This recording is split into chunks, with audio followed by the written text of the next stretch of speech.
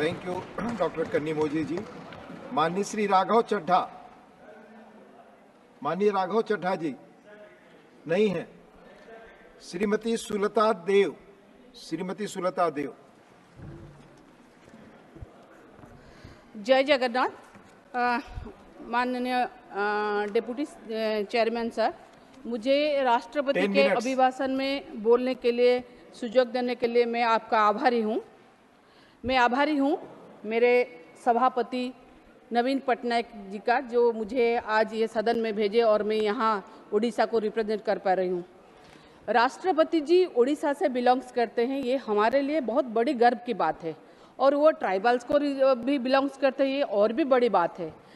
मैं उनके अभिभाषण को बस कोट अनकोट कर रही हूँ, जो 3 नंबर में पारा 3 में महामहिम राष्ट्रपति जी ने बोला, दुनिया देख रही है कि भारत के लोग ने लगातार तीसरी बार स्थिर और स्पष्ट बहुमत की सरकार बनाई है। मुझे कहीं ना कहीं लग रहा है सर, राष्ट्रपति जी शायद जो लोकमत है, जो जनमत है, उनसे वाकिफ नहीं है, क्योंकि ना ही स्थिर सरकार है, ना ही पता नहीं स्थिर सरकार कब तक चलेगा, ना ही ये बहुमत की सरकार है। ये कैसे चलेगा? ये बैसाखी के हाथ में बैसाखी लेकर ही ये चलेगा। ये अगर देखा जाए एनडीए नहीं है, ये एनएनडीए सरकार है। क्या नीतीश नायडू जो है वो उनके साथ में ही अलायंस करके ये सरकार चल रहा है। तो ये क्या है ना, हम लोग देखे हैं। जब मैं राष्ट्रपति के अभिभाषण के बिंदुओं को टच करूंगी, उससे पहले मैं ओडिशा के बारे में कुछ कहूंगी, क्योंकि महामहिम राष्ट्रपति ने बहुत अच्छे से बोला कि लोकसभा का चुनाव हुआ, बहुत अच्छे से हुआ, और सब अच्छे बोले, जैसे कि सब हमको सब हरा भरा और गुलाबी लगा। सुनने के लिए तो ऐसा ही लगा, मगर अगर देखा जाए तो आंकड़ा कहीं है और सच्चाई कहीं और थी। क्योंकि जब इलेक्शन हो रहा था, मैं किसी और राज्य के बारे में बोलूं ना बोलूं, सबको मालूम है, जो लोग हमको यहाँ से देख रहे हैं ये सबको मालूम है किस तरह से कैंपेन चल रहा था। मैं मेरी ओडिशा के बारे में बोलूंगी, किस तरह से कैंपेन चल रहा था जब इलेक्शन हो रहा था, कैसा झूठा कैंपेन चल रहा था, कैसा जुमला कैंपेन चल रहा था। मैं ये कहना चाहती हूँ, क्योंकि जब मैं मेरे सभापति नवीन पटनायक जी को अच्छी तरह से जानती हूँ, मैं क्या सारी भारतवर्ष जानते हैं वो किस तरह का इंसान है, वो कैसे सेंसिटिव इंसान है, वो कैसे हम्बल इंसान है, किस तरह से। ऐसे नहीं है, बहुत सारी टॉपिक में हम लोगों ने सपोर्ट भी किया है, क्योंकि अनकंडीशनल सपोर्ट भी किया है जिसमें देश का भलाई हो। मगर अगर देखा जाए क्या हुआ, जब निर्वाचन हुआ, जब कैंपेन शुरू हुआ, तो फिर उनका तबियत को लेके मुझे बोलना नहीं चाहिए। माननीय प्रधानमंत्री जी अपनी गरिमा भी भूल गए। वो बोले नवीन पटनायक जी का तबीयत ठीक नहीं है, वो बंदी बना के जैसे रखा हुआ है।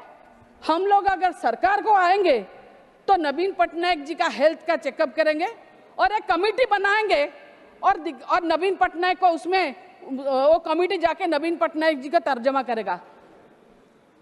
मान्यवर, मैं आपसे ये गुजारिश करती हूँ, क्योंकि जब बीजेपी ने शपथ लिया ओडिशा में सरकार का, तब मेरे जो एक्स चीफ मिनिस्टर, मेरे सभापति मुख्यमंत्री थे, जो नवीन पटनायक मेरे सभापति है, वो शपथ ग्रहण के उत्सव में गए थे। पता तो चल गया होगा मान्यवर जी को कि वो ठीक है कि नहीं है। तो फिर ये क्या था, ये झूठ क्या था? मतलब आप झूठ बोलो, झूठ के ऊपर झूठ बोलो, और झूठ को सच करने के लिए और झूठ बोलो, यही है कैंपेन आपका। मैं और एक बात बोलना चाहूंगी कि देखिए, आपने जो बात बोला उड़ीसा के लोग सब याद रखे हैं, याद रखेंगे, और आज नहीं तो कल इसका जवाब देंगे। क्या आपने बोला?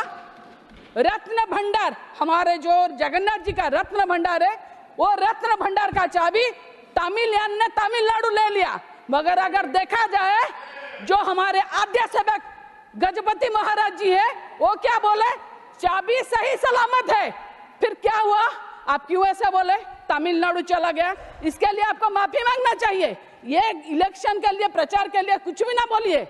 और फिर आपने वादा किया रत्न भंडार को आएंगे तो 6 दिन में 8 दिन में खुलवा देंगे। आपको तो आए हुए बहुत दिन हो गया, रत्न भंडार तो खुला नहीं, रत्न भंडार तो खुला नहीं।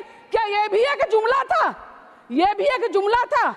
और एक बात है, आपने बोला जब हम सरकार में आएंगे 4 द्वार, पूरी के 4 द्वार होते हैं, 4 द्वार खोल देंगे। आपने 4 द्वार खोल भी दिया, मगर उसके बाद क्या हुआ, फिर आपने जो 4 द्वार खोला वहां पर स्टम्पेड हुआ, फिर इतना आनाकानी हुआ, इतना लॉ एंड ऑर्डर सिचुएशन हुआ, उसके कारण चलते आपने 3 द्वार में एग्जिट करने के लिए छोड़ा और 1 द्वार में एंट्री करने के लिए छोड़ा। ये कहाँ का बात हुआ? हमारे ओडिया में बोलते हैं जथा पूर्वम तथा परम। आपके नजर में वो 4 द्वार खुला, मगर सच में देखा जाए तो 1 द्वार खुला। मैं राष्ट्रपति जी, माननीय राष्ट्रपति, महामहिम राष्ट्रपति जी बोले 19th नंबर में, मेरी सरकार देश के हर युवा को बड़े सपने दिखने और उन्हें साकार करने के लिए जरूरी माहौल बनाने में जुटी है। कैसा जरूरी माहौल बनाने में जुटी है? कैसा युवक लोगों का सपने पूरा करते हैं? ये नीट स्कैम करके लाखों युवक और युवती जो छात्र छात्री है, ये नीट स्कैम में कितने मुश्किल में वो लोग हैं। ये एक ही स्कैम नहीं है, ये एक स्कैम से पता चल गया पूरे एजुकेशन डिपार्टमेंट ही स्कैम है। ये एक स्कैम नहीं है। इसमें अगर देखा जाए 7 साल में 70 स्कैम्स हुए हैं, 70 स्कैम, और 1,70,00,000 बच्चे इसमें प्रभावित हुए हैं। और देखें तो उसमें अगर उनके माँ बाप को लिया जाए तो कम से कम 5 से 7 करोड़ लोग इसमें प्रभावित हुए। कि कौन लेगा इसका जिम्मा? कौन लेगा? किसी को तो आके बढ़ के लेना चाहिए ना, कौन लेगा इसका जिम्मा? आप अगर बोलेंगे कि हम सही चला रहे हैं, युवक और युवती को आगे बढ़ा रहे हैं, यही आपका आगे बढ़ाना।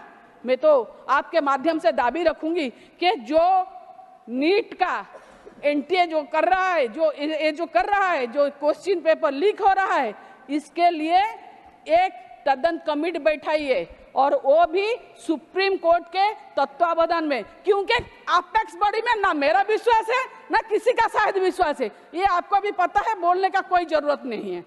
तो इसमें और एजुकेशन सिस्टम में अगर देखेंगे, आपने जीएसटी के बात में बोला, जीएसटी के बारे में अगर बोलेंगे ना तो एजुकेशन में, शिक्षा में 18% जीएसटी ले रहे हैं, मगर डायमंड में 2% ले रहे हैं। कौन सा जरूरी है? शिक्षा जरूरी है या हीरो व्यापारी को 2% जीएसटी जरूरी है? और मेरे जो नेता नवीन पटनायक जी बार बार 100 बार चिट्ठी लेके हैं, जो आप खुद एक ट्राइबल कम्युनिटी को बिलोंग करते हैं महामहिम जी, और ट्राइबल कम्युनिटी में कम से कम 10 लाख ऐसे ट्राइबल्स है जो केंदू पत्र प्लग करने के लिए जाते हैं, और आप केंदू पत्र में 5% जीएसटी को बढ़ा के 18% कर लिए। 100 बार लिखे गया चिट्ठी के आप जीएसटी केंदू पत्र में कम कीजिए। बस इतना नहीं है, केंदू पत्र में आप 18% लेते हैं, जो तंबाकू होता है केंदू पत्र में बल के जो बीड़ी बनता है उसमें भी 18% लेते हैं, बीड़ी बन जाने के बाद में उसमें भी 18% लेते हैं। कितना हुआ? 54 हुआ। आप 1 रुपए में 54 पैसा ले जाते हैं। यही है सरकार का। और फिर मैं बोलूंगी, आप बोल रहे हैं रेलवे के बारे में, रेलवे में आप बुलेट ट्रेन के बारे में बोल रहे हैं। मुझे कहते हुए यहाँ बहुत दुख हो रहा है, क्योंकि रेलवे में 8 जिला, उड़ीसा के 8 जिला को रेलवे के एक लाइन भी नहीं टच किया। क्यों? क्या हुआ? उड़ीसा अगर देखा जाए बहुत सारा रेवेन्यू देती है रेलवे को, 8 जिला अभी तक रेलवे टच भी नहीं किया। ऊपर से अगर देखा जाए, जो मेरे एक्स चीफ मिनिस्टर है वो बार बार बोले हैं 50% काम के लिए देंगे, जगह फ्री में देंगे, मगर आज तक नहीं हो पाया। क्या सपने देखेंगे बुलेट ट्रेन का, जो लोग ट्रेन ही नहीं देखे। हमको ट्रेन, सब जगह के लिए ट्रेन चाहिए। और एक बात, ये हम बालेश्वर का तो बारे में देख ही चुके हैं, कहीं ना कहीं सेफ्टी के बारे में भी सोचना चाहिए आजकल रेलवे में, सेफ्टी के बारे में। और अगर देखें तो जो कंक्लूड, अगर एक मिनट सर कंक्लूड, अगर हम देखें तो क्या ना रेलवे देखे, एनएच देखिए, एनएच जो हमारे उड़िया में और एक बात बोलते हैं, गोदोरा कोड़े जत्ते माड़े से थे। क्यों बोली मैं ना, आप लोग बोलते हैं एक दिन में 39 किलोमीटर एनएच हो रहा है, मगर 55 एनएच जो हमारा अनुगुल, कटक अनुगुल है, संबलपुर है भाया अनुगुल, आज तक वो काम नहीं हो पाया।